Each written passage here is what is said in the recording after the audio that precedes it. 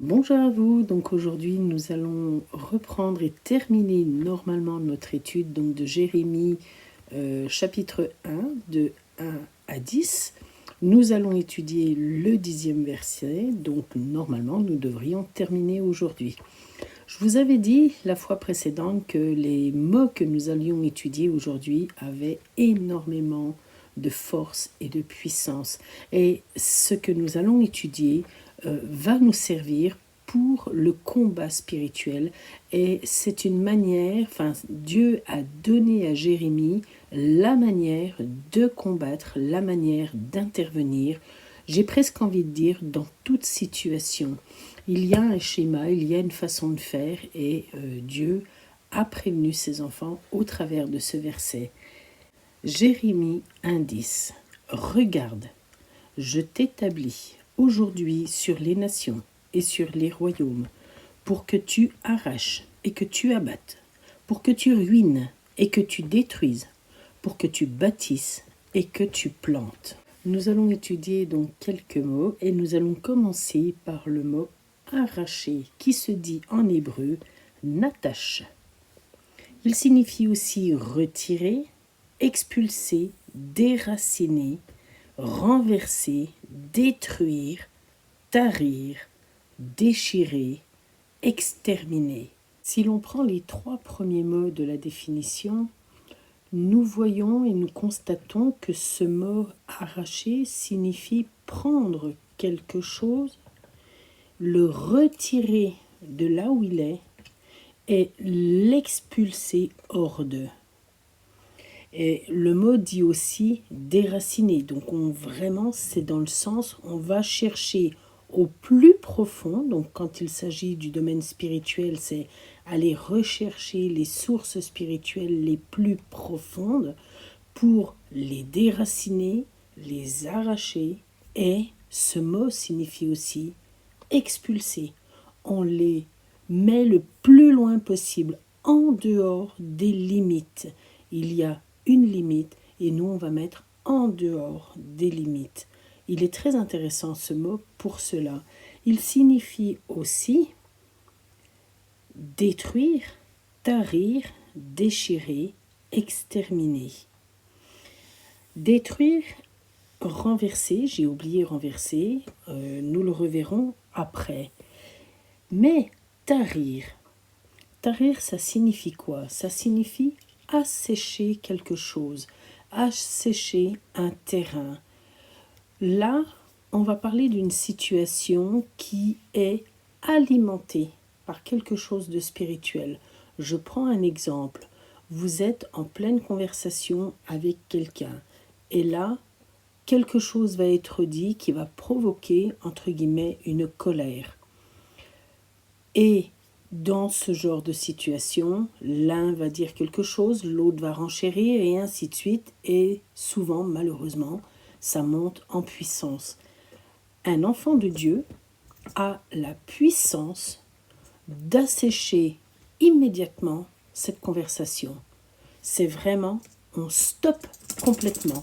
Dans ce genre de situation, lorsqu'on parle de colère, par exemple, et je trouve que l'exemple est pas mal parce qu'en fait, c'est vraiment, on monte crescendo en puissance. Et bien là, Dieu dit, nous avons la puissance de stopper immédiatement cette conversation. Et l'Éternel dit bien dans sa parole que nous sommes enfants de Dieu. Avant de continuer cette fin d'étude, je l'ai rappelé plusieurs fois, nous sommes enfants de Dieu. Cela signifie quoi? Cela signifie que nous avons la puissance de Dieu. Il faut sans arrêt rappeler à l'ennemi que nous sommes enfants de Dieu. Ce n'est pas rien d'être enfants de Dieu. Avant d'être convertis, nous n'avions aucune puissance. Depuis notre conversion, souvenez-vous, je vous ai dit que Dieu nous touche. À partir du moment où Dieu vient nous toucher, sa puissance entre en nous. Elle nous touche par sa parole, il nous touche par son épée à double tranchant. Il vient jusqu'au plus profond de nous pour séparer ce qui est bien et mal, faire le tri Et là, tout devient clair pour nous. Et en même temps, Dieu nous donne sa puissance. Dieu nous donne sa puissance par le sceau céleste qui est le sang de l'agneau. Jésus n'est pas mort en vain. Jésus, par sa mort à la croix, nous a légué, nous a donné en héritage sa propre puissance. Et nous devons rappeler régulièrement à l'ennemi, tu es en dessous de nos pieds. Et nous marchons sur l'ennemi. Je répète cela parce que malheureusement, je l'entends trop souvent. Les enfants de Dieu ne savent pas ce que signifie d'être enfant de Dieu. Un enfant de Dieu, c'est quelqu'un qui a la puissance que Dieu lui a donnée par Jésus-Christ à la croix. Son sceau, c'est le sang de l'agneau. Et nous avons hérité de sa puissance. Donc il ne faut plus avoir peur de l'ennemi, puisque, souvenez-vous, dans une étude il y a très longtemps, je vous avais dit que nous passions de cette étape et nous remontions à notre étape initiale au-dessus des anges. Il y a Dieu, il y a nous, enfants de Dieu, il y a les anges. Nous reprenons notre place initiale. Donc, les anges sont en dessous de nous. Qui est Satan? Un ange de lumière, un ange déchu. Donc, nous sommes au-dessus de Satan. Et en plus, nous sommes le corps de Christ.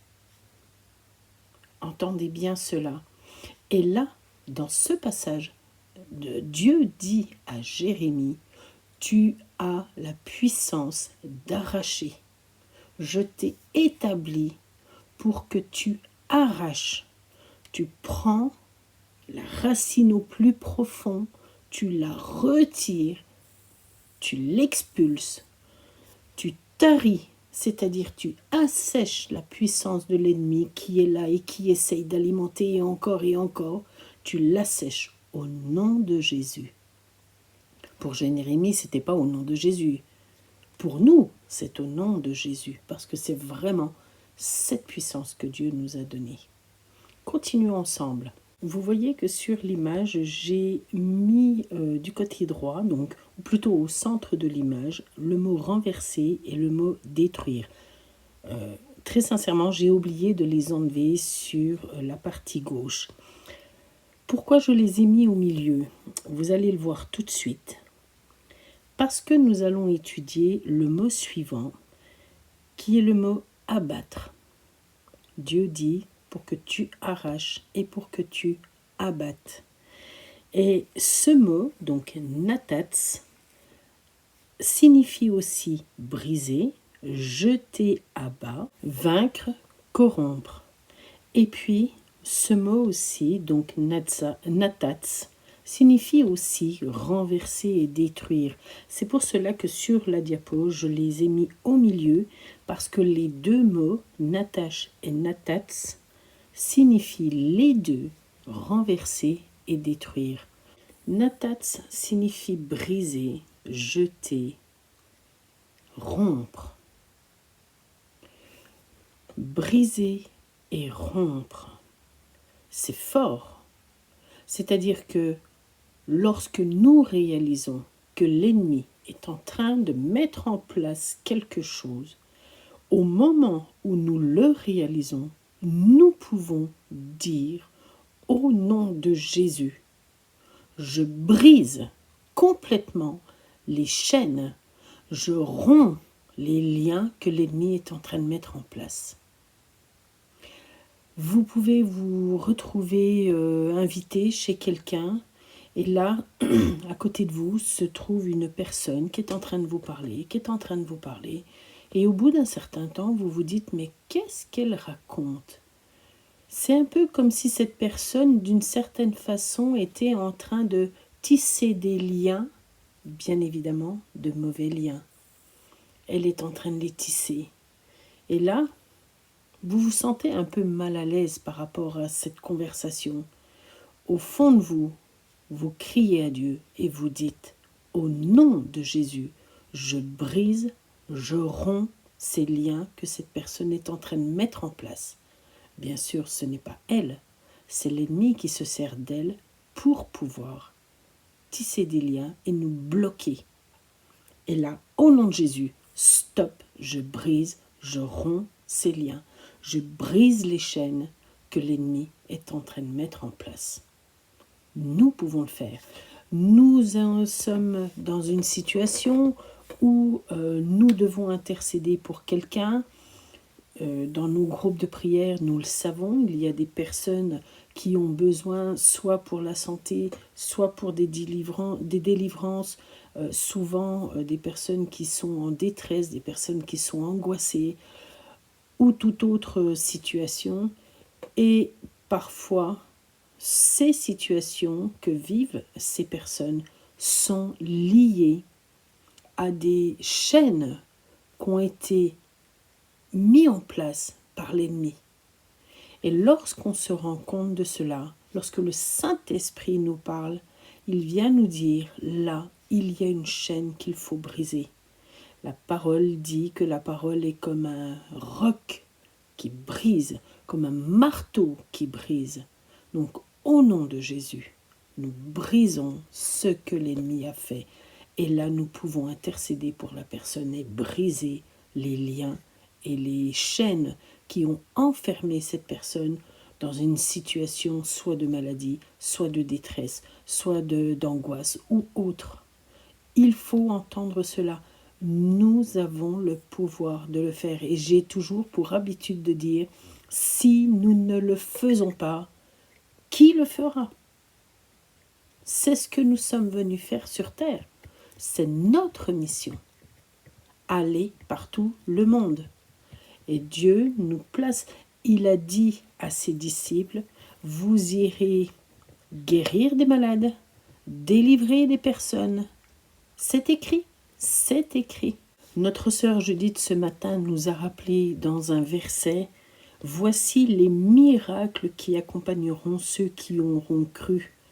En mon nom, ils chasseront les démons, ils parleront de nouvelles langues, ils saisiront des serpents. S'ils boivent quelque breuvage mortel, il ne leur fera point de mal. Ils imposeront les mains aux malades, et les malades guériront. Voici ce que nous avons dans la parole. C'est la puissance que Dieu nous dit. Nous imposons les mains sur des personnes, et au nom de Jésus, nous brisons et nous rompons toutes les chaînes et les liens que Satan a mis. Continuons avec le verbe suivant, qui est le verbe ruiner, qui se dit avad. Avad, ça signifie aussi périr, tuer, mourir, être exterminé, jugement divin, qui amène à la mort. La parole dit dans Genèse 12, verset 3, « Je bénirai ceux qui te béniront, et je maudirai ceux qui te maudiront, et toutes les familles de la terre seront bénies en toi. » Ainsi, si nous bénissons quelqu'un, moi je dis souvent, j'ai pris cette habitude de dire, si nous prenons quelqu'un et que nous le mettons sous notre tente, nous le bénissons. Cette personne qui va être sous notre tente va avoir la chance de bénéficier de toutes les bénédictions que Dieu nous a données. Lorsque nous sommes devenus chrétiens, Dieu nous a fait des promesses, nous a bénis d'une certaine façon. Et lorsque nous mettons quelqu'un sous notre tente, cette personne bénéficie de ces bénédictions, de ces promesses. Et donc, plus vous allez prier pour cette personne, on en avait déjà parlé ensemble, plus son terrain spirituel va être labouré, transformé et deviendra, avec le temps, une bonne terre. Cette personne, j'ai presque envie de dire, par voie de conséquence, de cause à effet, va finir par vous bénir. Ça paraît logique. Vous la bénissez, elle vous bénit. Si elle vous bénit, elle sera bénie de Dieu. C'est une relation de cause à effet. Il en est de même dans l'autre sens. Une personne qui vous maudit sera maudit par Dieu. Et pour l'avoir malheureusement vécu, une personne qui nous fait du mal peut subir quelque chose de très fort jusqu'à la mort. Ce verbe signifie aussi donc ruiner, être détruit. Tiens, nous revenons sur la notion de destruction, sur cette notion de ruiner. Il y a eu beaucoup de villes dans l'Ancien Testament qui ont été complètement détruites, qui ont été complètement ruinées, au point que l'Éternel disait « elles ne seront plus jamais reconstruites ». Il y a eu Babylone, il y a eu Tyr, il y a eu Sodome et Gomorrhe. Ce sont des villes, enfin surtout Sodome et Gomorrhe. Les archéologues ont retrouvé l'endroit où se trouvait Sodome et Gomorrhe. Il n'y a plus rien, c'est un désert total aujourd'hui. Donc là, c'est vraiment ruiné complètement, détruit complètement. On continue avec le mot suivant qui est le mot détruire. Et regardez bien les définitions de ce mot détruire. Et c'est extraordinaire puisque nous retrouvons déchirer, rompre, renverser, battre, être ravagé, et puis comme je l'ai mis au milieu, ruiner, être détruit. Donc Dieu précise à Jérémie, tu vas arracher, tu vas abattre, tu vas ruiner, tu vas détruire. Et sur la diapo, j'ai remis les 4 verbes que nous venons de voir. Et au milieu, j'ai mis les verbes qui correspondaient aux 4 en même temps. Mais nous pouvons faire certains liens, comme le verbe rompre, le verbe déchirer, vous voyez qu'on les retrouve. Donc là, il y a vraiment dans ces verbes la notion de destruction de ce que fait l'ennemi. En 2018, nous avons commencé une action pour l'Éternel. Nous sommes partis donc du verset de Josué qui précise que là où se pose la plante de nos pieds, les lieux nous appartiennent. Donc nous avons décidé d'aller marcher dans tous les villages de la communauté d'agglomération de Besançon, plus la ville de Besançon, et nous avons marché. Nous avons terminé ces marches donc en 2023. Et donc avec le groupe de la Sentinelle, le groupe de marche de la Sentinelle. Et notre but, c'était d'aller poser nos pieds. Parce que nous savions qu'avec cette intention d'aller poser nos pieds, ces villages allaient spirituellement nous appartenir. À partir de ce moment-là, nous avons permis au Saint-Esprit d'intervenir dans ces villages.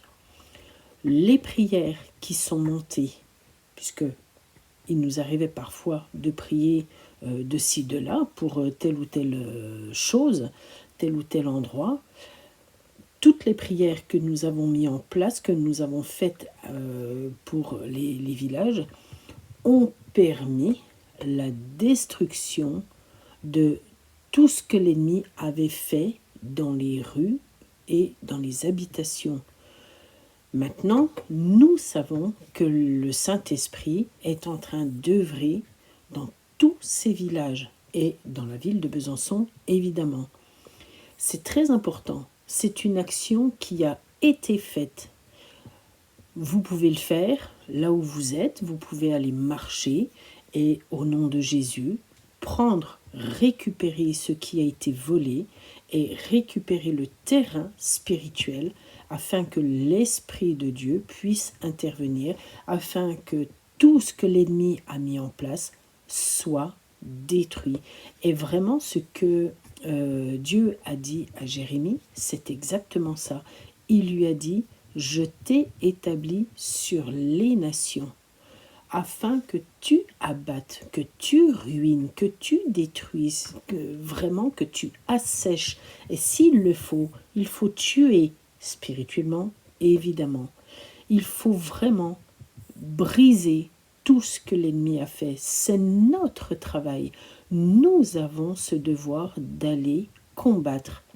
Là où nous posons nos pieds, ce terrain nous appartient. À partir de là, nous allons pouvoir accomplir la suite du verset. Et regardez bien ce que l'Éternel dit à Jérémie. Donc toujours verset 10. Nous prenons le verbe bâtir, qui se dit bana. Et ce verbe est très très beau. Regardez bien. Il signifie bâtir, rebâtir, établir, assurer une suite, construire, former une maison, établir une famille. En parlant de famille, je voudrais revenir sur une étude que j'avais faite il y a très longtemps, une étude écrite, l'étude 71 intitulée La pierre.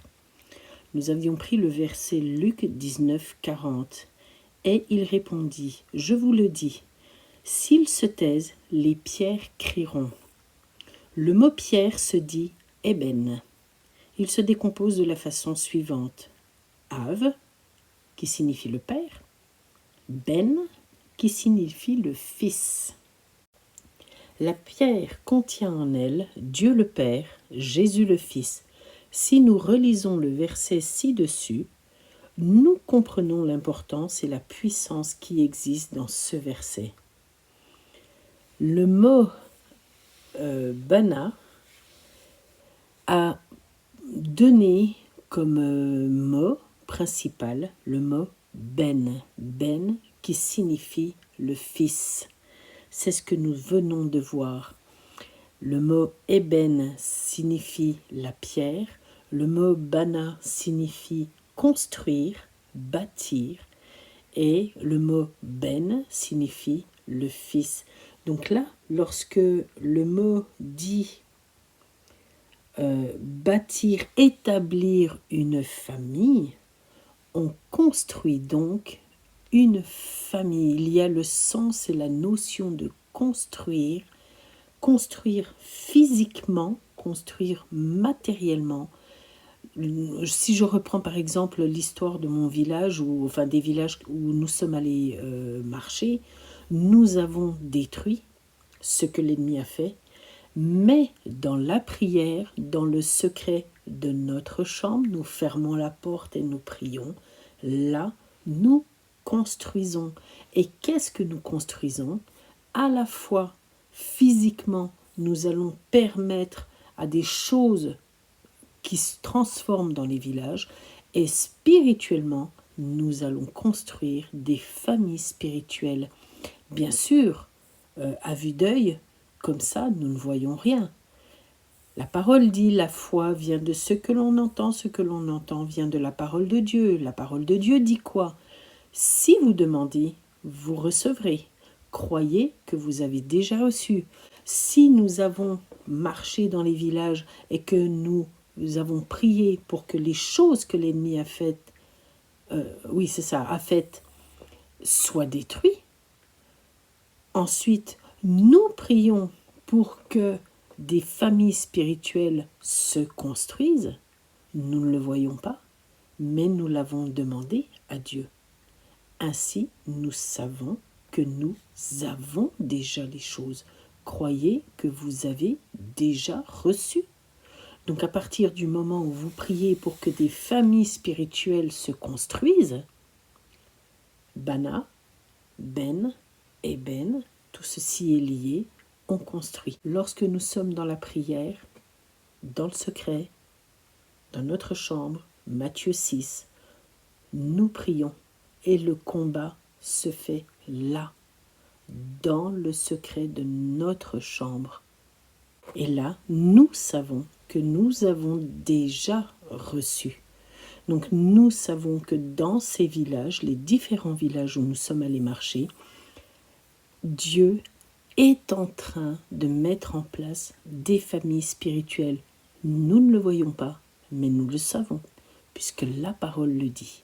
Et je crois ce qui est dans la parole. Continuons ensemble. Le dernier mot que nous allons voir, c'est le mot planter, qui se dit nata, qui signifie attacher, fixer et établir, étendre, dresser, planteur. Donc, nous venons de voir ensemble tout le processus. D'abord, on arrache, on ruine, on assèche, on détruit, on brise, on rompt les chaînes. J'ai envie de dire, on fait de l'agriculture, souvenez-vous, je vous en ai déjà parlé de tout cela. On enlève tout ce que l'ennemi a fait. On l'expulse, parce que c'est vraiment ce que Dieu nous demande de faire. Expulser loin des limites, loin, très loin. Tout ce que l'ennemi a mis, on l'enlève et on l'expulse au désert, parce que l'ennemi n'aime pas le désert. Ça, c'est la première étape. Ensuite, on bâtit. On bâtit dans la prière. Et en même temps qu'on bâtit, on plante et on plante. On l'a déjà vu, on sème. Un semeur sorti pour semer sa semence. Ce sont des notions que vous connaissez. C'est vraiment toutes les démarches que l'enfant de Dieu doit mettre en place pour obtenir des victoires. Rendez-vous compte quand même de ce que Dieu dit à Jérémie. Et quand on connaît l'histoire, quand on sait ce que Jérémie a fait, qu'il a dû aller voir le roi Sédécias, qu'il a dû lui dire « Voilà ce que Dieu m'a dit. Il faut que vous détruisiez toutes les statues d'Astarté, statues de Baal et compagnie, parce que le peuple d'Israël, à l'époque de Joachim, puis de Sédécias, honorait et vénérait des dieux étrangers. Vous savez pertinemment que Dieu ne supporte pas ça, parce qu'en fait c'est de la prostitution spirituelle. Ils se sont complètement éloignés de Dieu, et à cause de ça, Dieu a dit à ce peuple, je vais faire venir l'ennemi du septentrion pour détruire tout ce que vous avez mis en place, pour détruire ce que l'ennemi a fait. Les Baals, les Astartés, toutes les statues et autres, tous les dieux différents près de qui vous allez vous agenouiller. Vous avez fait passer au feu vos enfants. Il y a énormément de textes dans Ézéchiel qui expliquent que le peuple d'Israël a fait passer en sacrifice leurs enfants au feu. C'est quand même fort ce qu'ils ont fait, parce qu'ils se sont prosternés devant d'autres dieux. Malheureusement, aujourd'hui, rien n'a changé. Nous en sommes toujours au même point. Nous en sommes, nous, enfants de Dieu, ou à vivre dans des populations, dans des nations où, autour de nous, il y a de multiples dieux, dieux connus, du style Bouddha et compagnie, mais autre chose aussi. Il y a des choses auxquelles les gens s'attachent, les idoles de la télévision et autres. Je ne vais pas tout citer parce que vous les connaissez aussi bien que moi. Mais Dieu nous dit à nous, enfants de Dieu, c'est à vous d'aller sur le terrain. Il nous établit pour aller arracher, détruire, ruiner ce qui nous entoure et bâtir et planter. Nous terminons ainsi donc notre étude. Donc vous avez vu comme moi que les mots étaient vraiment très forts. Je ne pouvais pas séparer tous les mots que nous avons vus parce qu'il y a une continuité dans ce que Dieu dit. Mais voilà, je m'arrête là et je vous dis à très bientôt. J'espère du fond du cœur que cette étude vous apportera énormément pour tout ce qui est combat spirituel. Voilà, je vous dis à très bientôt. Que Dieu vous guide, que Dieu vous bénisse dans tout ce que vous faites pour lui. Amen.